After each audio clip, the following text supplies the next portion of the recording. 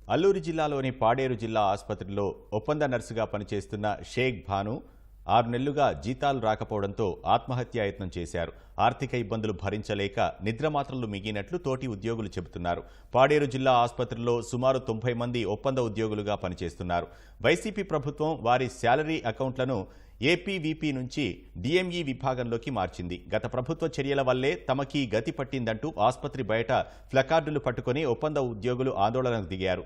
6 నెలలుగా నిలిపివేసిన జీతాలను వెంటనే చెల్లించి తమను ఆర్థిక ఇబ్బందుల నుంచి గట్టెక్కించాలని ప్రభుత్వాన్ని వేడుకుంటున్నారు. ఏపీవీపీలో చేసేవాళ్ళమి. ఏపీవీపీ నుంచి డిఎంఈకి మధ్య అయ్యామండి.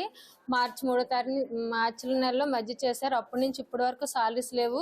అలా తిరుగుతూనే ఉన్నాం. అక్కడికి ఇక్కడికి కలెక్టర్ గారి దగ్గర నుంచి లెటర్ తెచ్చుకోవాలన్నారు, తెచ్చుకున్నామండి. మళ్ళీ ఇక్కడ ఏమన్నా ట్రెజరీకి వెళ్ళాలి, ట్రెజరీకి లెటర్ ఇవ్వాలి, పడుతుందండి. మళ్ళీ అక్కడికి వెళ్ళి లెటర్ చూపిస్తే అవదమ్మా అని చెప్పారండి. అలా కంటిన్యూగా తిప్పుతూనే ఉన్నారండి. 3 నెలల నుంచి తిరుగుతున్నామండి. స్టిల్ 3 నెలల నుంచి తిరుగుతున్నామండి మేము. మా సాలరీస్ అయితే రాలేదు. 6 నెలల నుంచి సాలరీస్ లేవు. ఈ నెలతో 3 నెలల నుంచి తిరుగుతూ ఉన్నాం. ఖర్చు పెడుతూనే ఉన్నామండి. డబ్బులు అక్కడ ఇక్కడ అప్పు చేసి ఇంట్లోకి రెంట్ కట్టుకోవడానికి లేదు. పిల్లలకి కనీసం పాలు ప్యాకెట్ కొనడానికి కూడా లేక చాలా ఇబ్బంది పడుతున్నామండి. ఇప్పుడు ఆ అమ్మాయి పిల్లలు, ఒక బాబు 10th క్లాస్, ఒక బాబు 8th క్లాస్ చదువుతున్నాడు. ఫీజు కట్టాలి అని మొన్న కూడా నాతో చెప్పింది. పోన్లే సాలరీ వచ్చినప్పుడు కడుదులే అని ధైర్యం చెప్పగలం, కానీ మేము ఆర్థికంగా సహాయం చేయలేం కదండి.